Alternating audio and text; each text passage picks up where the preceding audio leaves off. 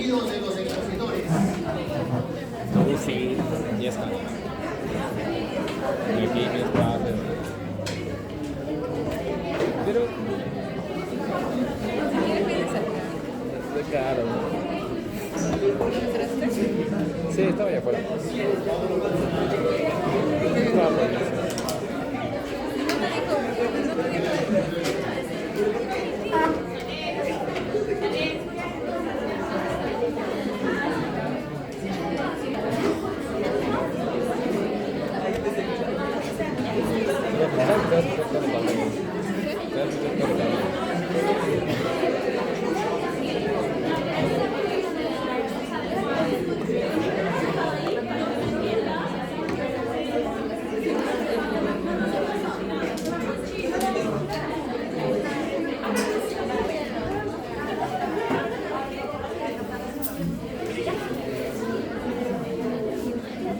Señores, empezamos. Vamos con el grupo 1, el cuarto nudo de miocardio. ¿Quiénes exponen, por favor? Apellidos.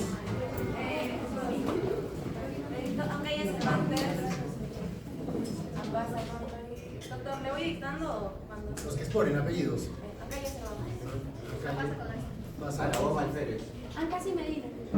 Alférez, perdón. Aragón Alférez. Aragón, ya, vamos. Ustedes mismos son.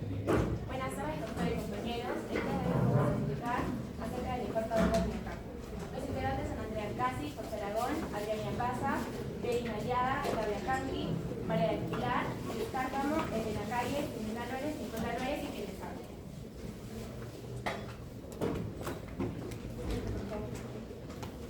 Caso clínico número 1.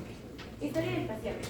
Rosa es una mujer de 61 años, acude a la sala de emergencias a las 6 de la mañana, con dolor intenso en el pecho, con sensación de muerte. Rosa relata que el dolor comenzó repentinamente mientras realizaba ejercicio físico. Su dolor duró más de 30 minutos y no mejoraba con el reposo. También experimenta sudoración profusa y sensación de presión en el pecho. Rosa tiene antecedentes de tabaquismo e hipertensión arterial. Alternativas: infarto agudo del miocardio, fibrilación auricular, torsión de puntas y ansiedad.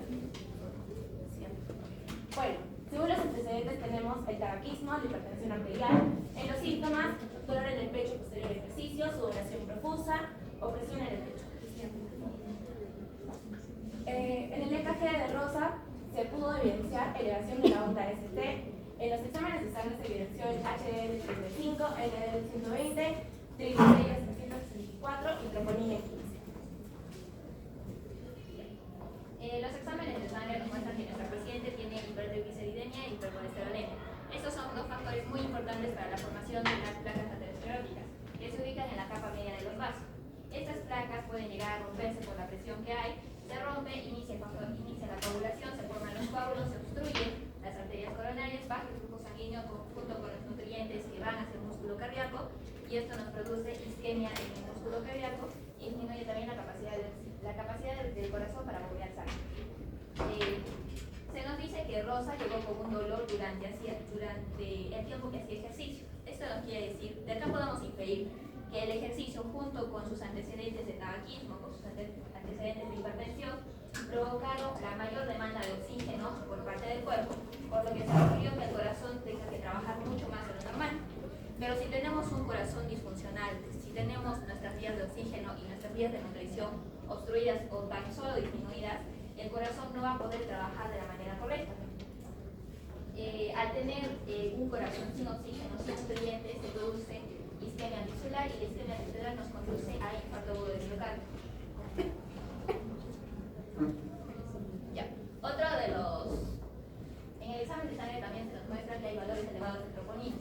Recordemos que las troponinas son proteínas reguladoras de la contracción del músculo cardíaco. Hay diferentes tipos de troponinas, y cada una de estas troponinas tiene un nivel de concentración que nos enseña qué tanto daño cardíaco hay.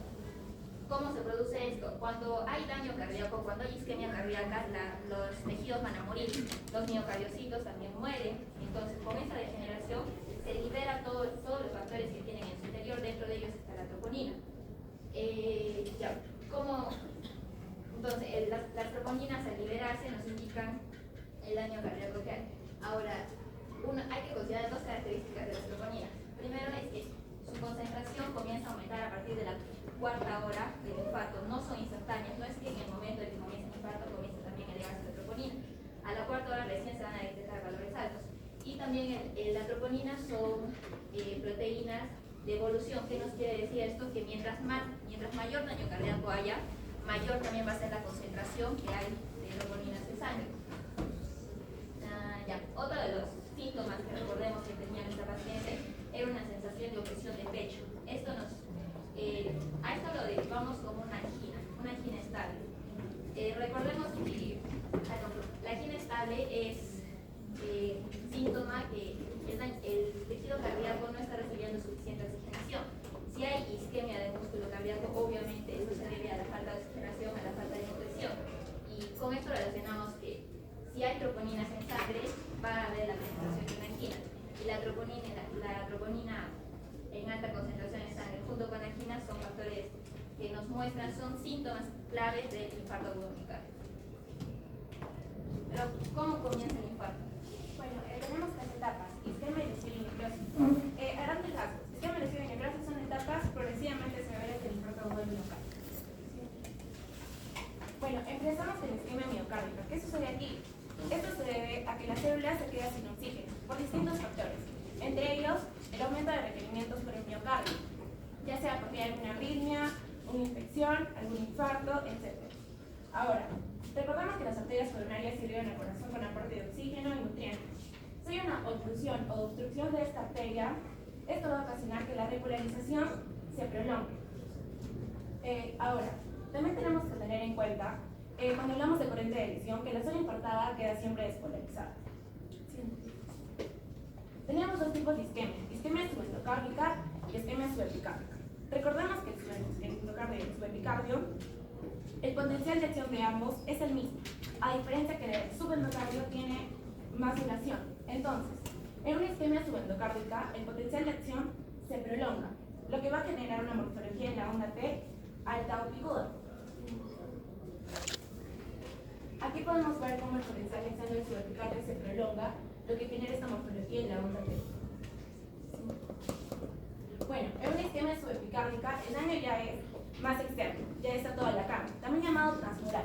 Un ejemplo claro de esto es el pollito. Bueno, el huevito, cuando el pollito está dentro del huevito, imaginemos que el huevito es el vaso sanguíneo. Cuando está dentro todavía hablamos de una isquemia subendocárdica. Cuando ya salió hacia afuera es una isquemia subepicárdica o transmural. Entonces, ¿qué sucede aquí? El subepicardio, su potencial de acción se prolonga y puede llegar a ser igual o mayor que la del subendocardio, que la del subepicardio. Bueno, si es igual, la onda T queda plana, pero si es mayor, va a haber, la onda T va a ser negativa. Bueno, aquí pueden ver que el potencial de acción del subepicardio se prolongó y la morfología en la onda T negativa. Entonces, aquí vemos a nuestra paciente Rosa. ¿Qué sucede? Viene a las 6 de la mañana justo cuando está activando su simpático. Se activan las primas, más frecuencia cardíaca, mayor inotropismo, más consumo de oxígeno, menos tiempo llenado para el corazón. ¿Qué sucede con el músculo cardíaco? Hay menos capacidad del músculo cardíaco para bombear la sangre. Isquemia, lesión, necrosis, etapas progresivamente severas del infarto agudo del miocardio. Bueno, ahora, ¿por qué podemos decir que es infarto agudo del miocardio? Es clave el dolor del pecho intenso o opresivo. En el electrocardiograma nos dio la elevación de la onda ST, los triglicéridos altos, el tabaquismo, el cual puede causar daño arterial y un estado procoagulante. En una de las alternativas también teníamos fibrilación auricular. La más destacada aquí es que en la fibrilación auricular tenemos los intervalos RR irregulares y en el electro de nuestra paciente no se mostraba esto. Por eso es que lo descartamos. También se ve un QR desangosto, palpitaciones fuertes, desmayos, mareos, fatiga, que la mayoría de estos síntomas no se presentaron en nuestra paciente. Es por eso que también lo descartamos.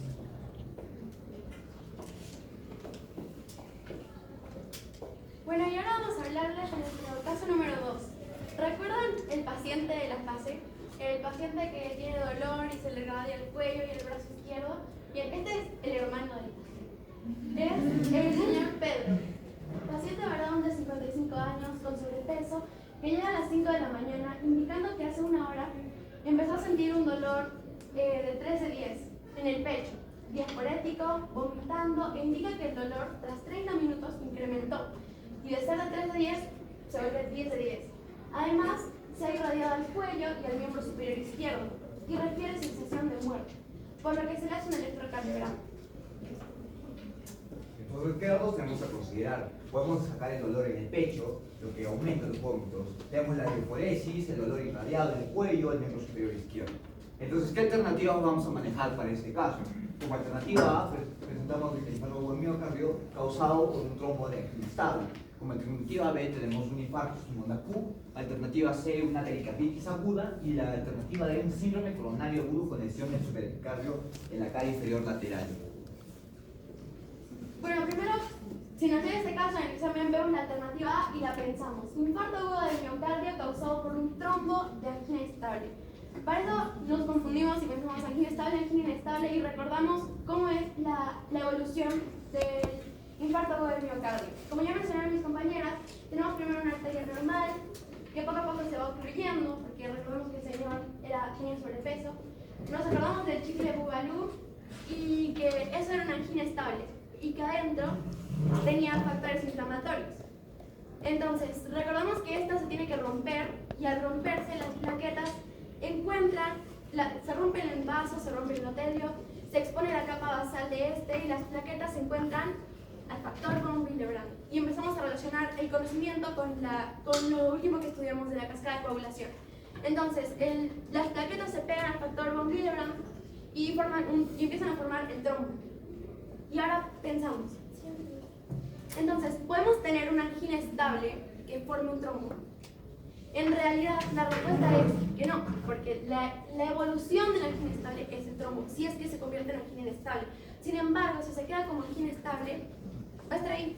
Puedes vivir con tu angina estable, tu trombo, si es que todavía pasa la luz, si todavía hay luz en la arteria para que pueda pasar la sangre, no te vas a enterar todavía. Tu cuerpo está tratando de mantenerla así, como una angina estable. Siguiente alternativa. Entonces, un infarto sin onda Q. Para desarrollar esta alternativa tenemos que tener en consideración 3 puntos. Quizás la extensión, la amplitud y al mismo tiempo el trombo. En lo que respecta a la extensión tenemos que tener en cuenta la extensión del miocardio afectado y al mismo tiempo la amplitud del endocardio y de la corriente eléctrica.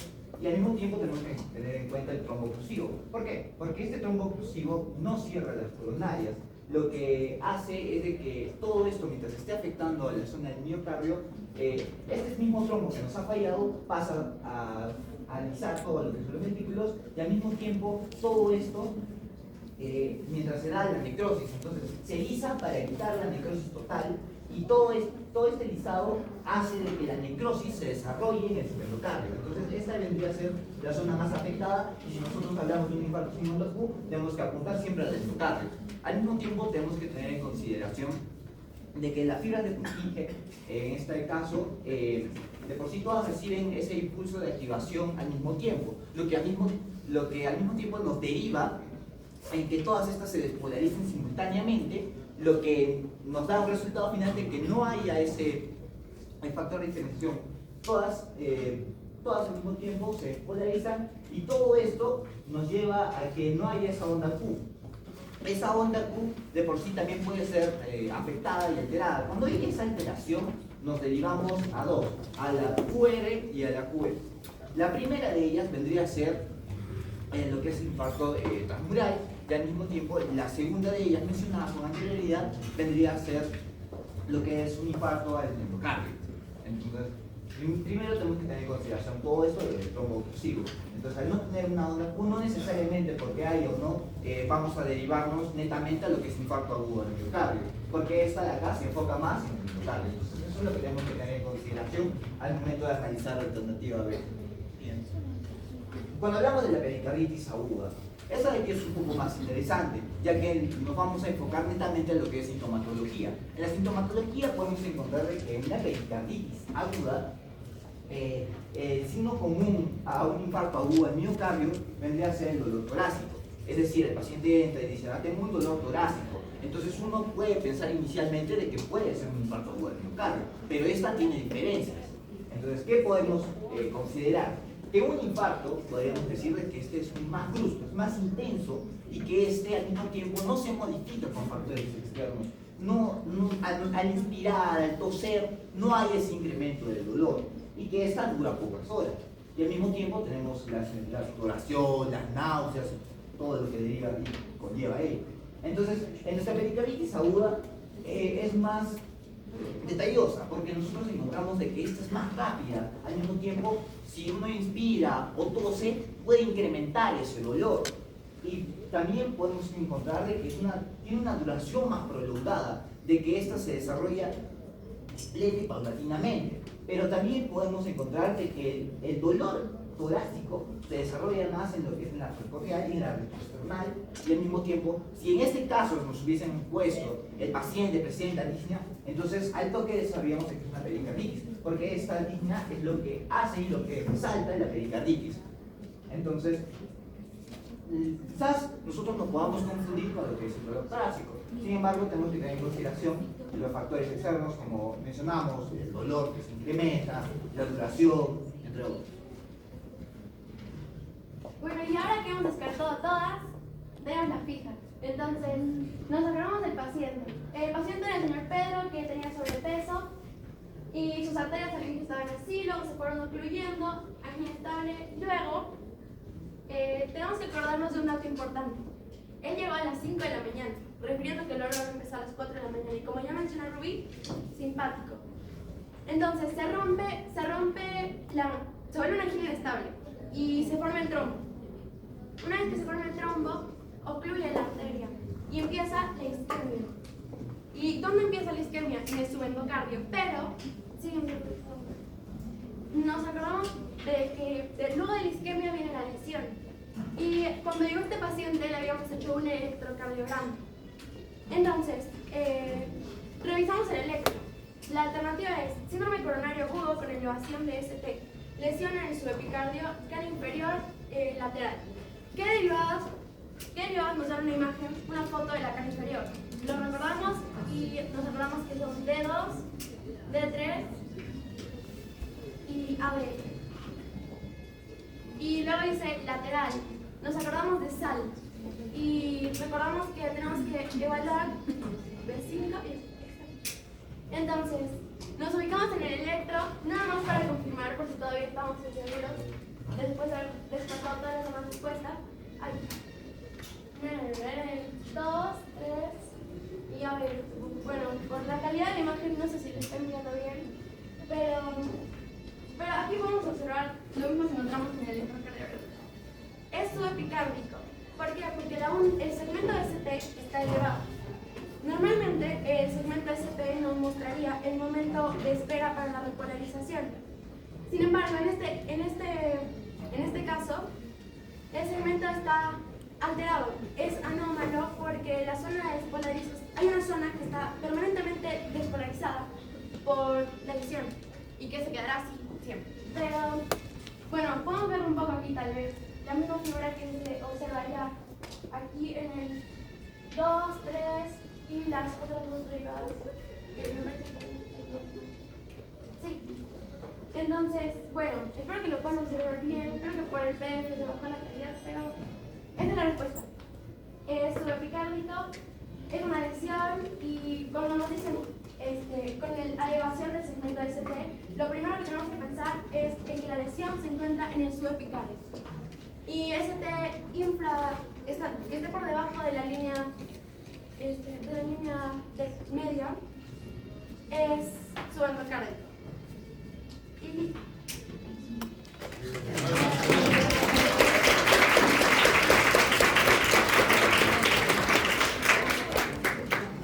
Las paso, a ver, Nicole, ¿está Nicole?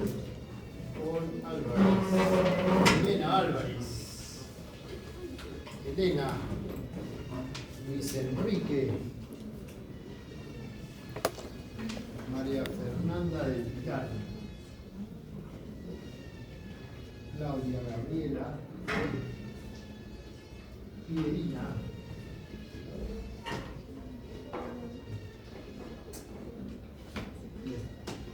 A ver, para los que no han expuesto. ¿Cuál es el marcador? ¿Cuál es el biomarcador precoz para detectar infarto. Me levantó ya. ¿Nombre? Claudia, muy bien Claudia, la mioglobina. ¿Pero sirve? Sí, no, ¿y por qué? El grupo, los que no han expuesto. No sirve de mucho, ya que aunque es el más precoz, se da rápido, entonces no permanece en la sangre. Muy bien, ¿nombre? Elena, bien Elena, muy bien Claudia, muy bien. Claudia, ¿verdad? Claudia, muy bien Elena. Y tengo una última pregunta. Viene el grupo. Dos últimas preguntas. Las troponinas, ¿a las cuántas horas se elevan? No. Sí, usted. A las 4 horas. A las 4 horas. Muy bien. Y la CPK, la creatinina fosfokinasa, no le den ahí. La creatinina fosfokinasa, que se ríe a las 24 horas. Y me dice al público, también se elevan rápido, pero ¿cuál es la diferencia entre troponinas y CPK? Las dos paradas. Sí, pero ¿cuál es la diferencia? Que las troponinas duran más días elevadas, que se elevan por más tiempo, quedan más tiempo elevadas. La CPK no, baja rápido, por eso es que para diagnosticar un infarto, para comprobar un infarto, te sirven más las troponinas. Y por último, ¿cómo diferencio, María del Carmen, cómo diferencio una lesión de una isquemia subepicárdica? Una lesión de una isquemia subepicárdica. Bueno, para alguien del grupo, pero démosle la palabra a María del Carmen. ¿Qué es primero, María del Carmen? ¿Lesión o isquemia? Isquemia, muy bien. ¿Nombre de usted? Irina, de allá, de la respuesta. Para una lesión subepicárdica se da porque luego de una isquemia, al pasar una lesión, no va a llegar, el voltaje del subepicardio va a ser menor, por lo tanto el segmento ST va a estar elevado. Bien, excelente. Bien el grupo, ¿eh? Y ya por último, ¿quién me falta? Usted falta. Ya, díganlo de la isquemia. Ya hablo de lesión subepicárdica. ¿Y qué pasa en isquemia subepicárdica? ¿Qué se altera?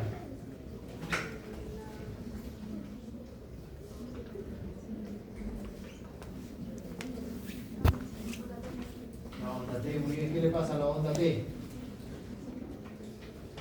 ¿Alguien del grupo? Onda T, invertida. Bien el grupo, vamos, palmas, ya, bien. Vamos.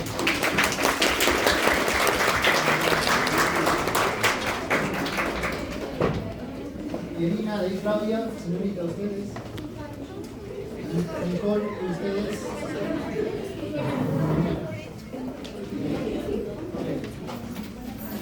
Vamos, grupo 2, rapidísimo.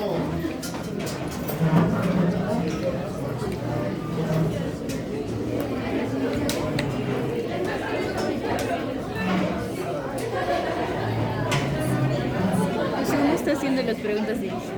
No, parece que se está haciendo el grupo. Supongo que se demora mucho. No te preocupes. ¿Estás grabando? Sí. Ay, ya.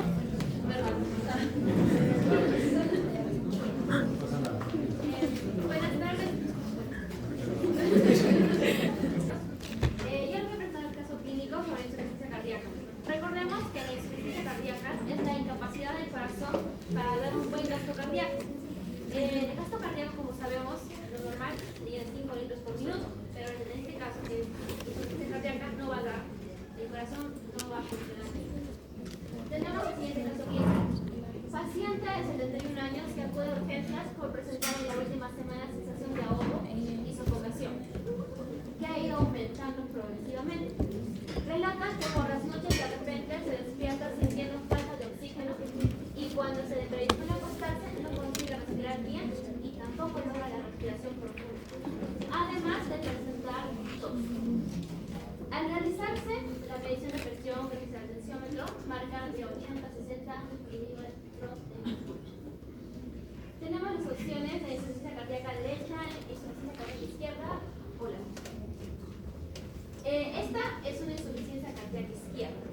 Vamos a recordar por qué es una insuficiencia cardíaca izquierda.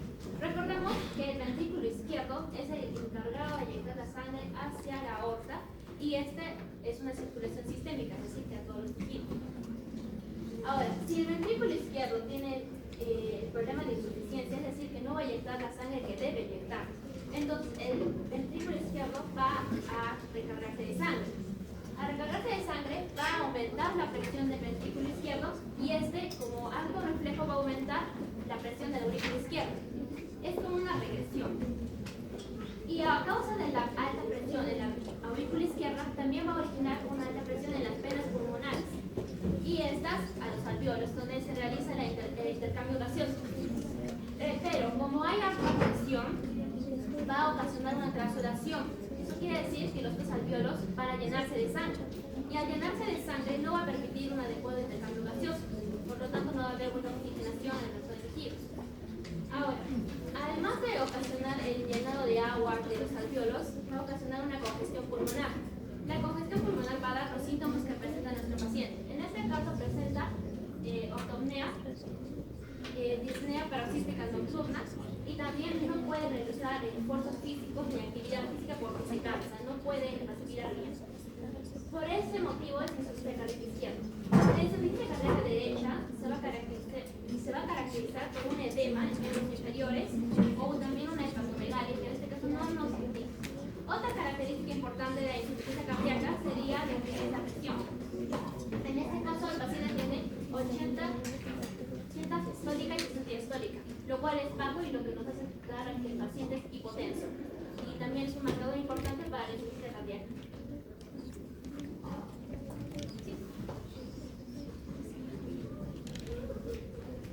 Buenas noches, profesor, compañero. Yo voy a continuar con el siguiente caso, que dice, una mujer de 60 años es ingresada al hospital después de una fatiga y debilidad extrema, además de disnea y edema de los tobillos. Indica que repentinamente aumentó 4 kilos en el último mes. Le resulta particularmente difícil respirar cuando se acuesta. Duerme con varias almohadas, pero no logra descansar. Tiene antecedentes de dolor torácico y disnea del cuerpo. En la exploración física se reveló que hay cianosis, que es esto natural de la piel, respiraciones rápidas, pulso acelerado, distensión de las venas del cuello, edema de los tobillos, piel fría y húmeda, y la presión de eyección es de 0,3. La presión arterial sistólica es de 100 centímetros de mercurio con una disminución de la presión del pulso. Vamos a empezar viendo, nos dice que tiene dice que tiene angina, que sería el dolor torácico. Esto se da porque va a haber un bloqueo en las arterias coronarias, lo que va a hacer que no haya suficiente flujo sanguíneo al corazón y también oxigenación. Esto hará que los ventrículos no puedan hacer su función de contraerse correctamente. Entonces va a haber un estado inotrópico negativo, que aparte de que no va a poder contraerse, el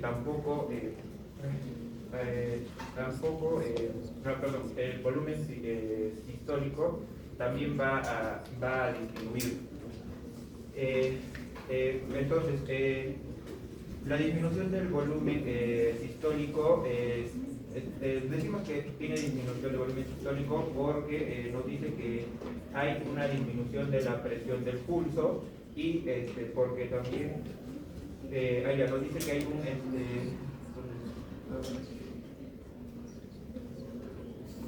y nos dice que hay una fracción de eyección de 0,3. Entonces y también nos dice que tiene cianosis, que es el tono azulado de la piel. Y esto es porque debido a la insuficiencia no hay un correcto flujo sanguíneo a los tejidos y por tanto tampoco oxigenación a la sangre. Entonces he estado repitiendo mucho la palabra insuficiencia, pero ahora, ¿dónde está localizada? ¿En el área derecha o izquierda? Nos dice también que tiene cianosis, que es, no, perdón, que nos dice que tiene disnea, que es, que va a tener problemas para respirar y por tanto también va a tener, perdón, dice que también tiene ortopnea, que cuando se va a echar no va a poder, por tanto se va a mantener sentada. Entonces esto nos puede decir que la mujer tiene edema en los pulmones. Y al decir eso podemos decir que la insuficiencia cardíaca es izquierda, pero también nos menciona que tiene edema en los tobillos. Y también que hay una distensión en las venas del cuello. Esta distensión en las venas del cuello nos dice que hay un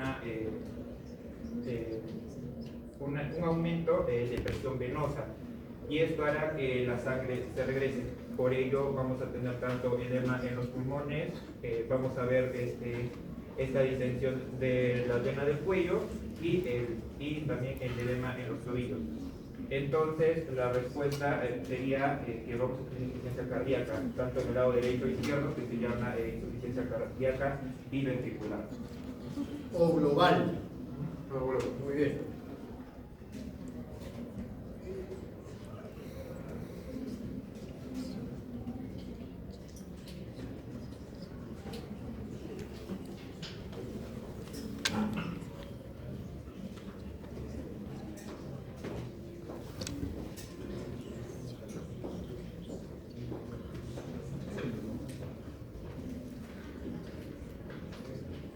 Por nuestro rostro veo que algo ha pasado.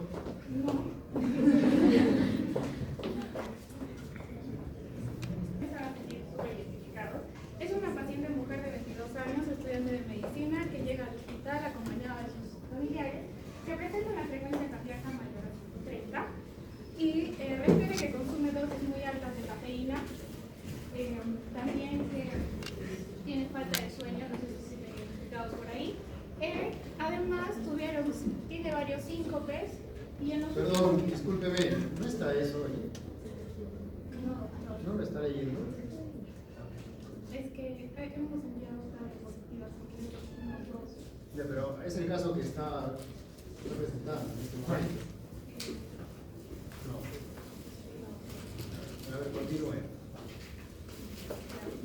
Tuvo varios síncopes en los últimos días y palpitaciones fuertes en el pecho. Mi caso vendría a ser que es insuficiencia cardíaca diastólica con taquicardia supraventricular. Ahora, para recordarles un poco acerca de insuficiencia cardíaca, que vendría a ser la incapacidad de proveer tanto de lo que es un buen gasto cardíaco para perfundir a todos los tejidos. Ahora, en tanto a lo que es insuficiencia cardíaca se divide de dos maneras, que tanto insuficiencia cardíaca distólica como diastólica, y en este caso vamos a hablar acerca de la diastólica.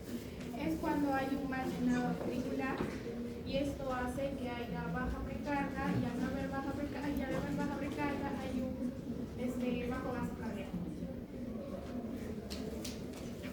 En tanto a lo que es las causas, la causa más importante en este caso vendría a ser la arritmia y una parte de lo que es la insuficiencia cardíaca diastólica. En la clasificación hablamos de las taquicardias, que en nuestro caso vendría a ser una taquicardia supraventricular.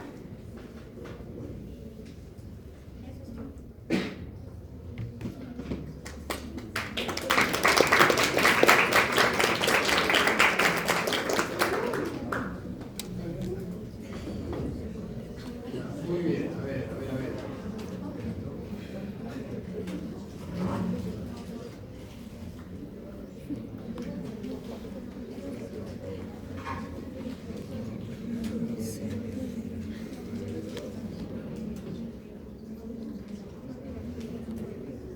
Para el grupo, pues, a ver. De ese caso, ¿por qué la respuesta es insuficiencia cardíaca diastólica? ¿Qué tiene que ver la taquicardia sinusal? A ver, paciente mujer de 27 años que llega a la clínica con malestar, con fiebre, frecuencia cardíaca 130, requiere que consume dosis muy altas de cafeína, además varios síncopes en los últimos 3 días. respuesta a insuficiencia cardíaca diastólica. Insuficiencia cardíaca sistólica y fibrilación. A ver, vamos, alguien del grupo que no ha expuesto, obviamente. ¿Ustedes o lo digo yo?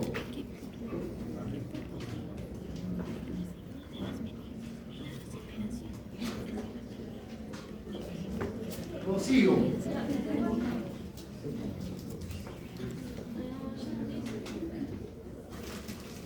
¿Por qué la taquicardia sinusal da insuficiencia cardíaca diastólica? Recordemos que la diastólica es para lo que es el llenado de los ventículos. Entonces, en el caso en el que dice que tiene una frecuencia de 130 y sabemos los valores normales de la frecuencia cardíaca está por encima, entonces es una taquicardia. Entonces ya tenemos una parte que dice cualquier exposición de dosis muy alta de cafeína Ya, la verdad, perdónenme. ¿Han sacado el caso de algún lado o ha sido producido? Producido, ya está bien el razonamiento, pero ¿el nombre? Sale. A ver, Sale. nos hace referencia a una frecuencia de 130 y la frecuencia está alta, y después nos menciona que es porque consume alta dosis de proteína. Entonces el café aumenta esta frecuencia cardíaca. Y muy aparte de que las alternativas de opciones de carne. Ok. Al lado de Sale. ¿Gómez? No, perdón. Ustedes, señorita. Chávez, defienda la Milagros.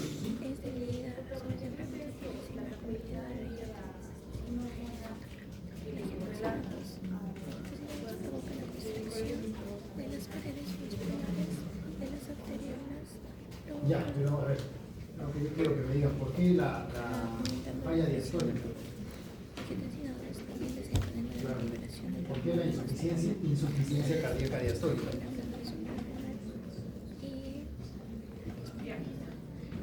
Cuando hablamos de una insuficiencia cardíaca diastólica, el proceso de la diástole es por la relajación y el llenado. Entonces, básicamente, un mecanismo compensatorio a esta insuficiencia cardíaca diastólica es las taquicardias. No, a ver. Para ubicarnos.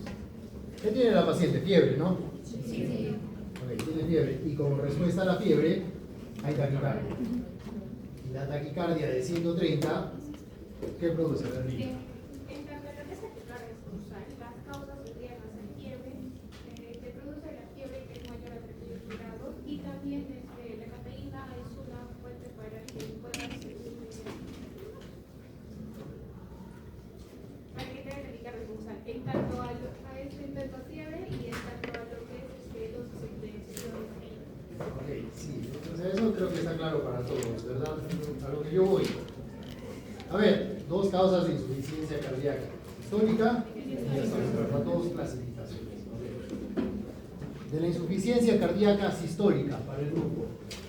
¿Por qué se caracteriza? Ya no Chávez, ya no sabe. Ni Cayo. Fernando, el resto, los que están atrás. ¡Vamos, rápido!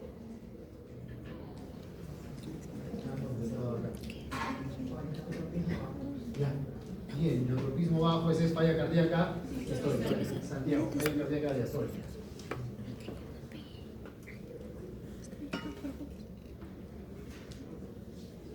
Si me dices neutropismo conservado, está ahí excelente, pero complemente, Fernando. El neutropismo conservado es fallo para bombear. ¿Para bombear? Para inyectar.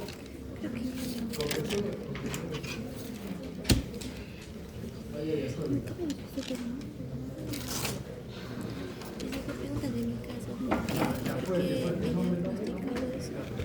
Carlos, fuerte, Carlos.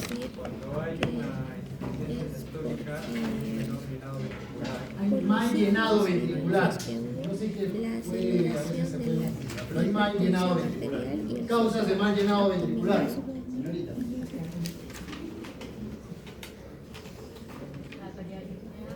taquiarritmias. Ahí quiero aclarar algo.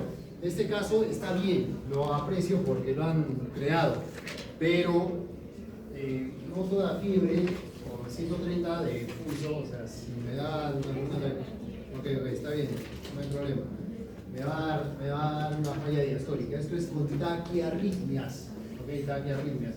Una TPCB, una de frecuencias cardíacas de 150 para arriba, ok.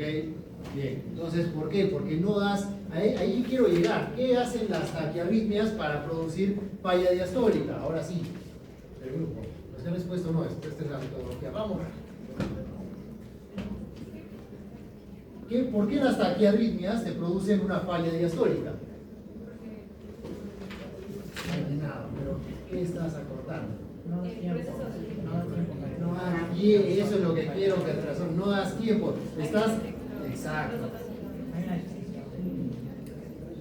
Estás con la frecuencia acelerada, tan acelerada que acortas el tiempo de diástole. Esa es la respuesta, que acortas el tiempo de diástole. La diástole tiene un tiempo. ¿Cuántas veces es más la diástole que la sístole? ¿Cuántos tiempos? La diástole dura más que la sístole, ¿verdad? 2 veces más. Ya. Bien, señores. Última pregunta. Vamos rápido. Estamos. Causas de insuficiencia cardíaca derecha. Causas.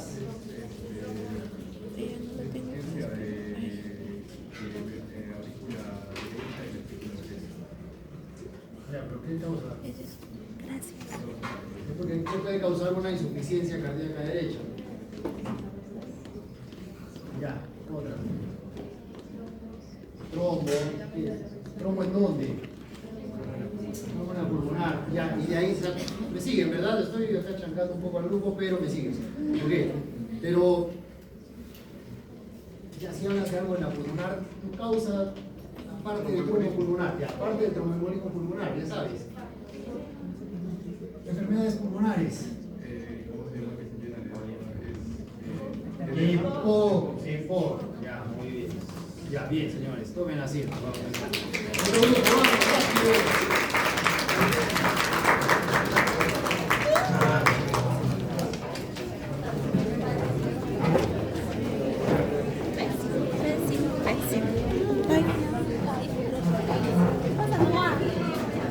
Amiga, ¿puedo dejar esto acá para grabar? Lo voy a subir a YouTube. Amigo, lo enfocas.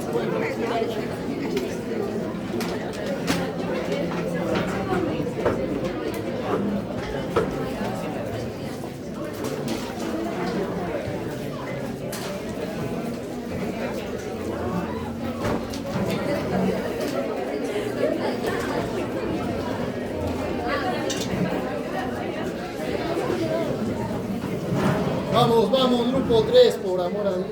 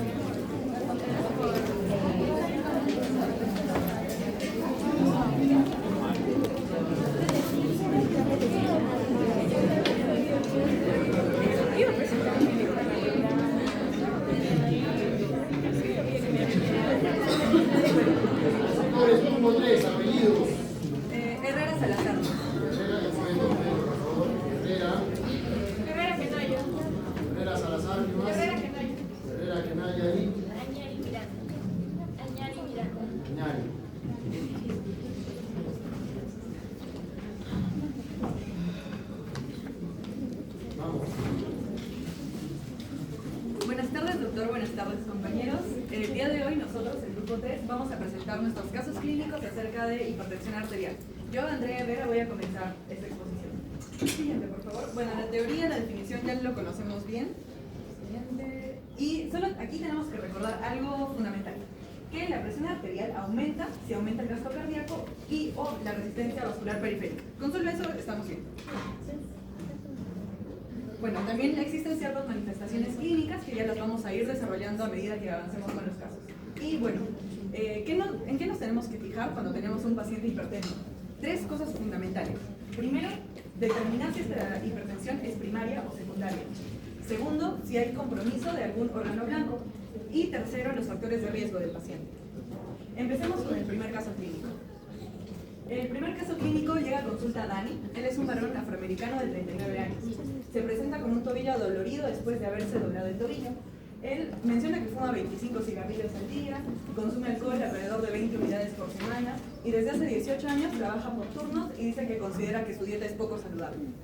Luego de la exploración se llega a la conclusión de que Dani tiene un esguince de tobillo.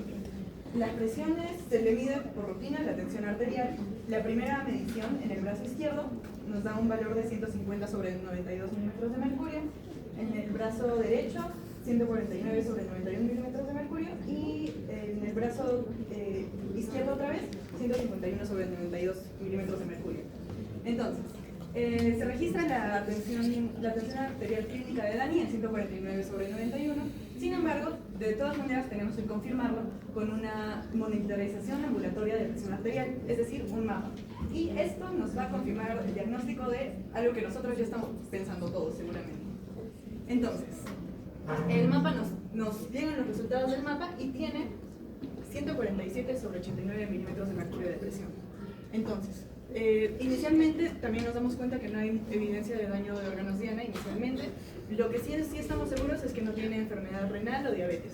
Y se identifica el riesgo cardiovascular a 10 años en un equivalente de aproximadamente el 20%. Ahora sí, ¿cuál es su diagnóstico? Tenemos 4 opciones. 1, A, hipertensión en estadio 1, B, hipertensión en estadio 3, en estadio 2 e hipotensión arterial. A ver, ¿alguien se anima? ¿Quién podría decir? ¿Fran? Hipertensión en estadio 1. Perfecto. A ver, siguiente, por favor. Siguiente, por favor. Entonces, perfecto, muy bien, check. Siguiente. ¿Pero por qué? ¿Por qué está correcta esta opción? Precisamente porque los valores se corresponden a lo que normalmente consideramos como hipertensión en estadio 1, que van entre 140 y 159 de presión sistólica y 90 y 99 de presión diastólica. Y además los factores de riesgo también se pueden considerar asociados a esto, como la dieta poco saludable, el tabaquismo y el consumo de alcohol. No es hipertensión en estadio 2 porque los valores, como vemos, no se corresponden. Él tiene 147 sobre 89 y aquí 160 sobre 100 aproximadamente, 180 más en estadio 3 sobre 100 tampoco, y mucho menos hipotensión, que es inferior a 90 sobre 60. Y bueno, al tener estos resultados se tienen que mandar todavía más pruebas, porque ya tenemos confirmado el diagnóstico de hipertensión.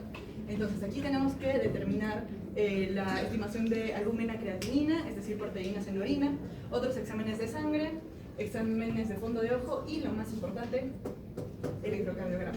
Siguiente. Aquí ya nos llegan los resultados nuevamente de Dani. Todo está normal, menos el colesterol. Está elevado. Entonces, las recomendaciones ahí que le damos a Dani es que tiene que mejorar su dieta, tiene que intentar dejar el tabaco, el alcohol y disminuir su consumo en grasas. Pero el problema aquí es el electrocardiograma nuevamente. Siguiente. Los resultados del electrocardiograma apuntan a una hipertrofia ventricular izquierda y a una evidencia temprana de relajación diastólica alterada en este electrocardiograma. ¿Qué está pasando con nuestro paciente Dani? Siguiente, por favor. Lo que está pasando aquí es que ya tenemos signos clarísimos de que hay daño en órganos diana del corazón. Esto ya es más grave. Entonces, en nuestro caso no aparecía un electrocardiograma per se, pero nosotros con nuestros conocimientos ya podemos más o menos intuir a qué ondas se estaría afectando. Siguiente. Entonces, en este caso, ¿qué deberíamos hacer? Tenemos también 2 opciones. A, utilizar un bloqueante de canales de calcio y B, un bloqueante de canales de potasio. ¿Alguien quisiera responder? ¿Calcio o potasio? Calcio. Calcio. Perfecto, chicos. Muy bien. Entonces, calcio, por ejemplo, un ejemplo de lo que podríamos usar sería el amlodipino, porque al bloquear los canales de calcio, ya no se retiene tanto calcio en los músculos, lo que genera una vasodilatación y así como la disminución del ritmo cardíaco, ya que influye directamente en el nodo sinusal del corazón. Y no sería el de potasio, porque ahí ya estaríamos metiendo a nuestro paciente en muy graves problemas, porque le estaríamos generando vasoconstricción y así como arritmias cardíacas, ya que se prolonga el tiempo de duración del potencial de acción, como arritmias cardíacas como esta, por ejemplo. A ver, que esta ya la hemos visto varias veces. Torsión de potasio. Perfecto, torsión de potasio. Siguiente, por favor. Y ya, finalmente Dani se va y luego regresa después de un mes y nos dice que ya está bien, pero que otra vez se le está hinchando el tobillo y medimos su presión y está en 135/86. Entonces, si ya hemos hecho todo bien, ¿qué es lo que ha pasado? Primero, tenemos que determinar si su tensión ha sido controlada. Contrariamente a lo que normalmente pensamos que es tensión controlada, aquí podemos decir que sí, porque tenemos este criterio, que es una persona menor de 80 años con hipertensión tratada. Entonces ahí sí los niveles tendrían que estar menos de 140/90 para decir que está controlada. Y lo que podría estar pasando aquí, que es lo más probable, es que simplemente no está tolerando el medicamento, no está tolerando los canales de calcio, y ya esto se puede solucionar sustituyéndolo por un diurético tiacídico. Muchas gracias. Ahora continuamos con el caso clínico 2.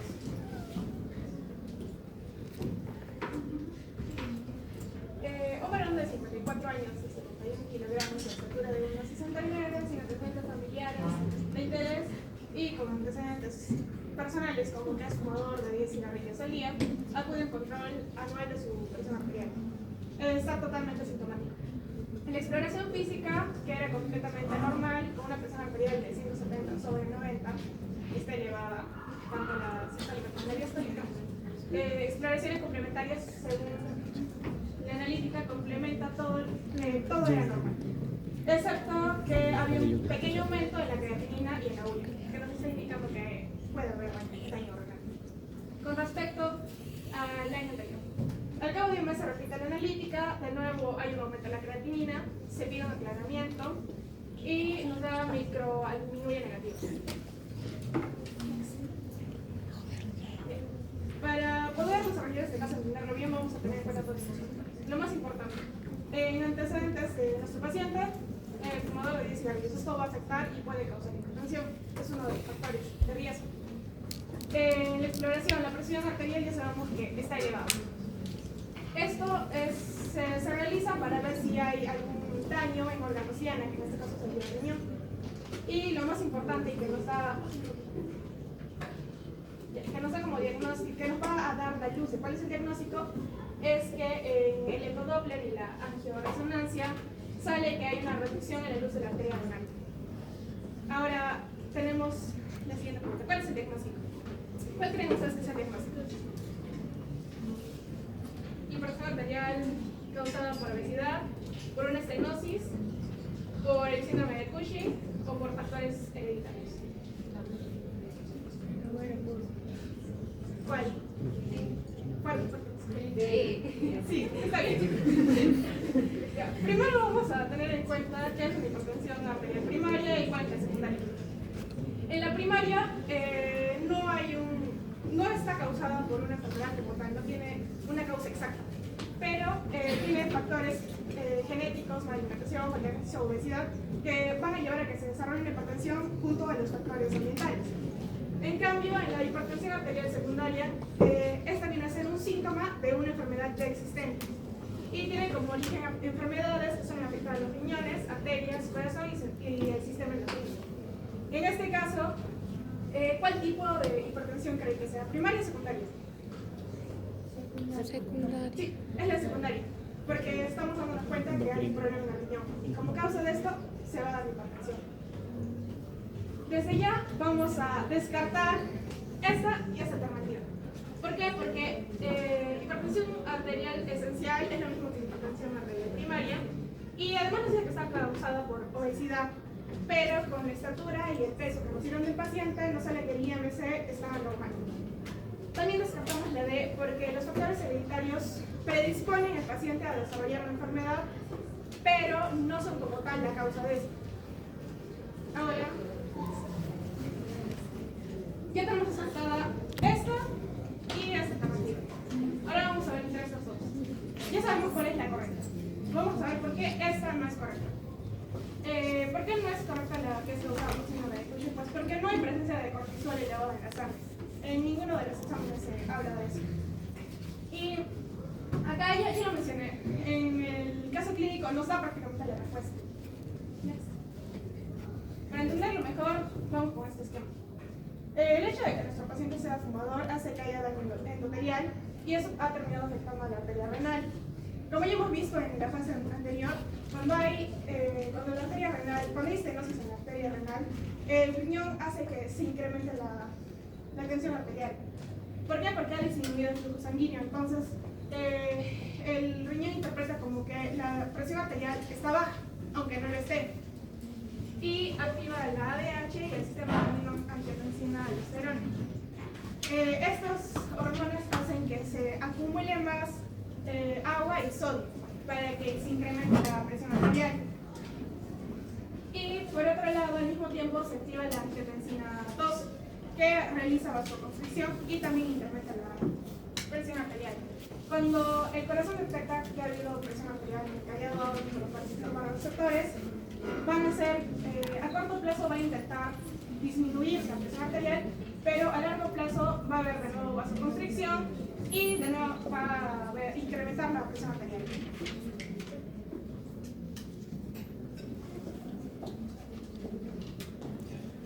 Bueno, vamos a seguir con el caso de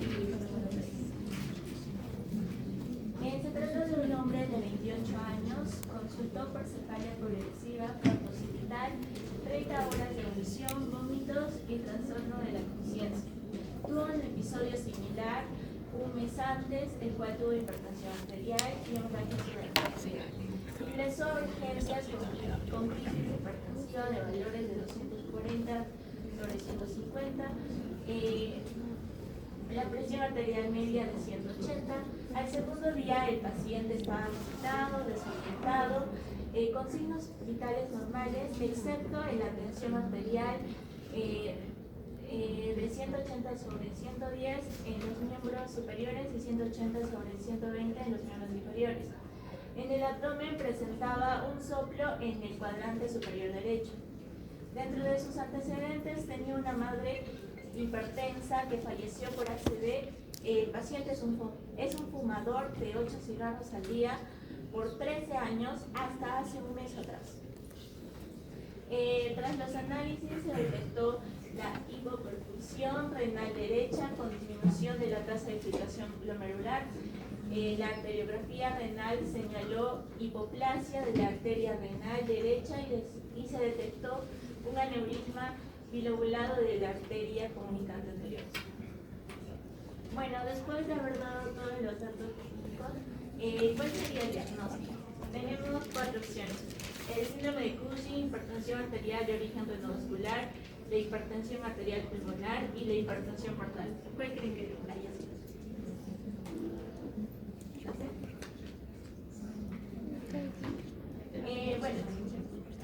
La respuesta es la hipertensión. Bueno, primero les voy a decir por qué no sirven las demás respuestas de hipertensión portal, porque no hubo una elevada presión de las venas del hígado, y tampoco pudo ser la hipertensión pulmonar porque tampoco vimos elevación de la presión arterial de las arterias pulmonares. Y el síndrome de Cushing porque, bueno, no se vio que el paciente haya sido obeso y tampoco hubo un exceso en la producción de la hormona cortisol. Por lo cual, la última que queda es la hipertensión arterial de origen renovascular. ¿Qué va bien? Bueno, también vimos que aprecia la hipoplasia de la arteria renal derecha. ¿Y qué le va a generar? La reducción del flujo sanguíneo del riñón, la disminución de la tasa de filtración glomerular. Eso hace que la mácula densa detecte la disminución de sodio, por lo tanto se da la activación del sistema renina-angiotensina-aldosterona. ¿Y cómo se da la activación del sistema renina-angiotensina-aldosterona? Lo que pasa es cuando hay una disminución de presión, los riñones liberan la enzima que es la renina, que va a hacer que divida el angiotensinógeno en 2 fragmentos. El primero es la angiotensina 1, que también va a ser dividido por la enzima convertidora de angiotensina en más fragmentos. El siguiente fragmento es la angiotensina 2, que va a provocar la construcción de las paredes musculares y pues esto va a hacer que haya un aumento de la presión arterial. Bueno, también va a provocar la liberación de la hormona aldosterona a través de las glándulas suprarrenales y esto va a hacer que haya retención de sodio, retención de líquidos, por tanto va a aumentar el volumen sanguíneo y por tanto va a haber un aumento de la presión arterial. Bien. Bueno, ¿cuál es la importancia de la angiotensina 2? Estimula la síntesis y secreción de la aldosterona, facilita la liberación de noradrenalina y amplifica y activa el sistema nervioso simpático. Bueno, también se vio que el paciente era fumador, por tanto, ¿cómo se ve el efecto del tabaquismo en relación a la hipertensión? Pues la nicotina va a aumentar las catecolaminas y va a haber un incremento de la frecuencia cardíaca, respiratoria y la presión arterial. Y bueno, ¿cómo pudo haber un aneurisma y la hemorragia subaracnoidea? Pues esto fue causado por el tabaquismo del paciente y la presión arterial alta, dañando los vasos sanguíneos y debilitando las paredes de los vasos. Gracias.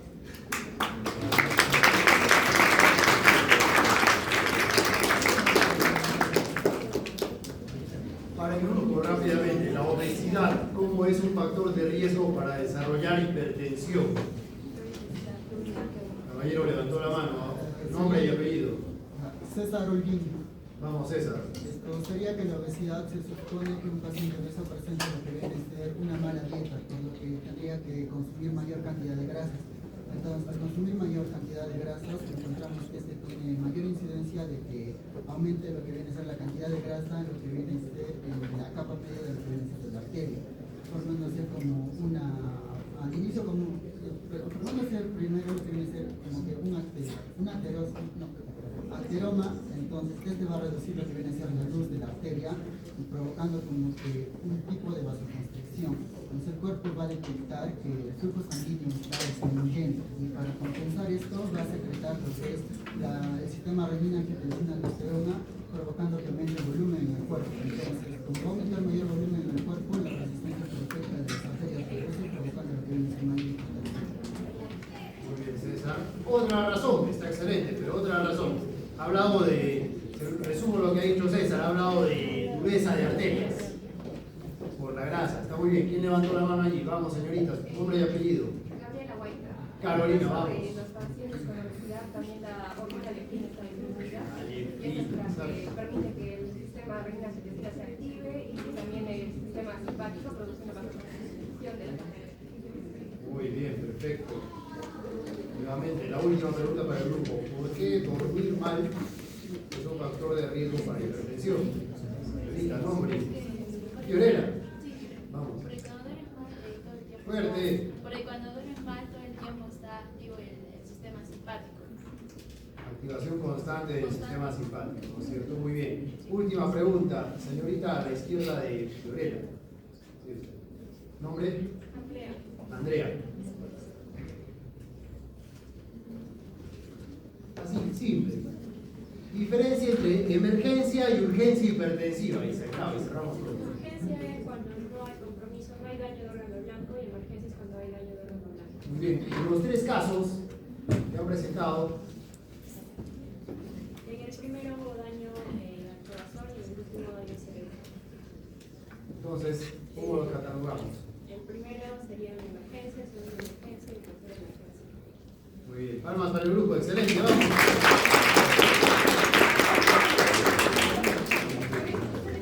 Grupo 7, 4, vamos. La media tiene que estar allí más que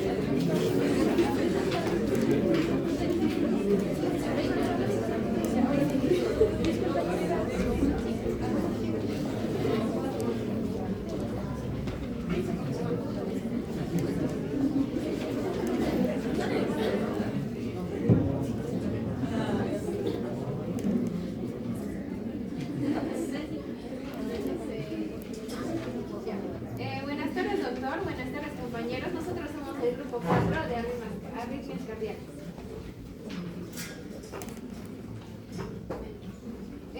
Primero tenemos este caso clínico, que vamos a tener un paciente de 7 años que va a llegar a emergencias con latidos bruscos, ya que 30 minutos antes estaba caminando. Nuestro paciente no va a tener antecedentes de cardiopatías y va a llegar consciente y orientado. Además de esto, no va a presentar dolor torácico ni disnea. Al momento de la exploración física, vamos a notar que va a tener de 170 a 180 latidos por minuto y no va a haber presencia de un soplo. La presión arterial va a estar entre 90 y 65. Nuestro paciente va a pesar 22,5 kilos y va a medir 119,5 centímetros. Al momento de la llegada de nuestro paciente le vamos a realizar un electrocardiograma donde se va a ver que la onda QRS va a ser ancha y no va a haber presencia de la onda P. El médico se va a alertar y va a empezar una perfusión de amirodona y la presión del paciente va a cambiar 88/63. Este es el cambio del electrocardiograma después de haber realizado la perfusión. Entonces, ¿cuál sería nuestro diagnóstico? Ustedes chicos que piensan, ¿cuál es?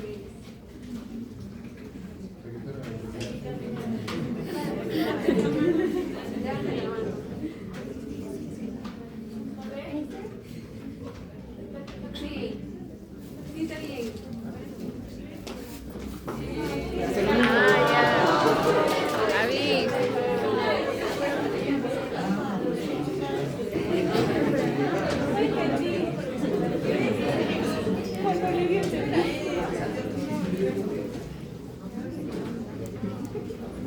Ya. Bueno, entonces las otras dos opciones que teníamos era la taquicardia ventricular. ¿Por qué no podría ser la taquicardia ventricular? La taquicardia ventricular va a causar una muerte súbita, es lo más probable. Entonces nuestro paciente todavía sigue con vida y está bien y está estable. Además de que cada 100 latidos por minuto en una taquicardia ventricular, 3 van a ser anormales y van a ser consecutivos. Y la mayoría de veces se va a presentar pacientes con antecedentes de cardiopatía. Después, teníamos la opción de una taquicardia antidrómica. Esta taquicardia se va a presentar por una vía accesoria anterógena.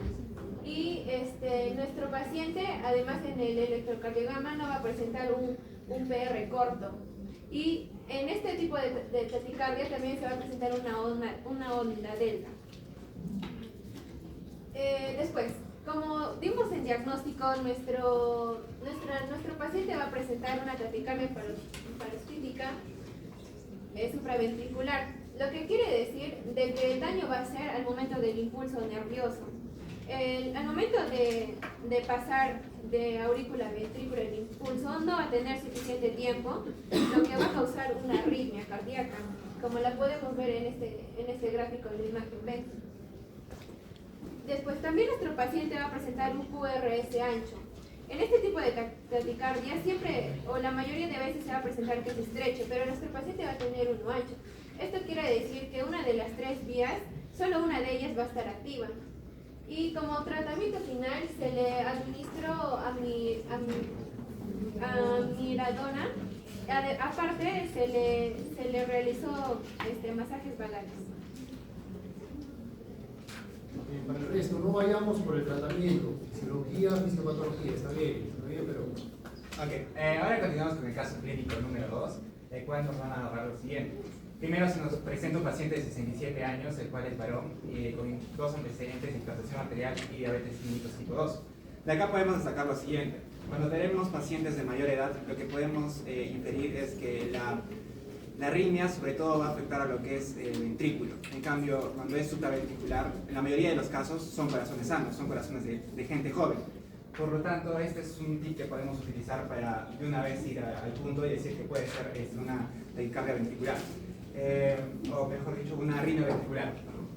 Respecto a los antecedentes, vemos que la hipertensión arterial es una que puede desarrollar como unas causas, y lo que refiere también es dolor torácico atípico, ansiedad, miedo, disnea o mareo. Acá podemos destacar lo siguiente: dolor torácico atípico o palpitaciones es sinónimo de arritmia, simplemente que lo está camuflando de otra forma. La ansiedad también puede ser una causa para las arritmias, que pueden ser arritmias que no tienen ningún grado de perjuicio muy elevado. Niega, disneo, mareos, eso también es importante porque no está mencionando un isquemia, no está mencionando un paro, no está mencionando nada grave, simplemente está mencionando un dolor torácico atípico. Y por último, la exploración física nos va a mencionar que tiene una tensión arterial elevada de 150 sobre 90, una saturación del 97% y ruidos arrítmicos. Acá también podemos mencionar que va a existir una pulsación diferente en diferentes pulsos en el momento de la auscultación a lo que escucha el doctor, lo que es en el corazón. Entonces va a existir un déficit del pulso y eso va a ser también un punto clave. Y durante la estancia en observación se registra el siguiente electrocardiograma. Analizando primero podemos ver que es un electrocardiograma sinusal hasta cierta parte, pero hay un elemento o hay algo que no debería estar ahí, pero sin embargo aparece. Y observando el electrocardiograma en este momento vamos a pasar a lo que son las opciones, así que tenemos 4. Primero tendríamos la taquicardia ventricular, el bloqueo de rama derecha, la extrasístole auricular y una extrasístole ventricular de tipo trifeminismo. ¿Cuál creen ustedes que podría ser la opción? Para el electrocardiograma. Observando el electrocardiograma. Mencionando que hay un latido que no debe existir en este electrocardiograma.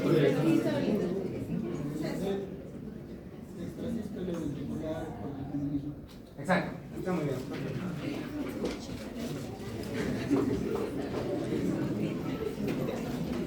Muy bien, esa es la respuesta, la marcaríamos la D. Continuando, vamos a definir por qué no podríamos marcar las demás.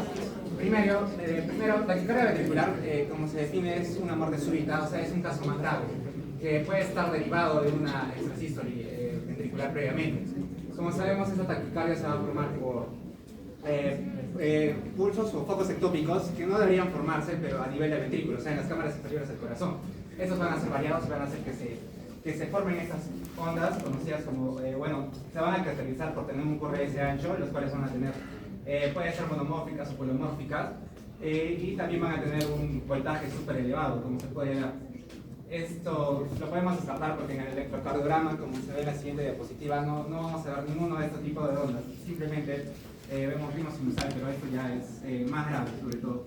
En caso de isquemia o paro, no nos está mencionado nada de ese en el caso, así que podemos descartar de una vez la taquicardia ventricular, aunque tenga QRS ancho, pero no se muestra en todos los casos. Siguiente, se trata de un bloqueo de rama. Acá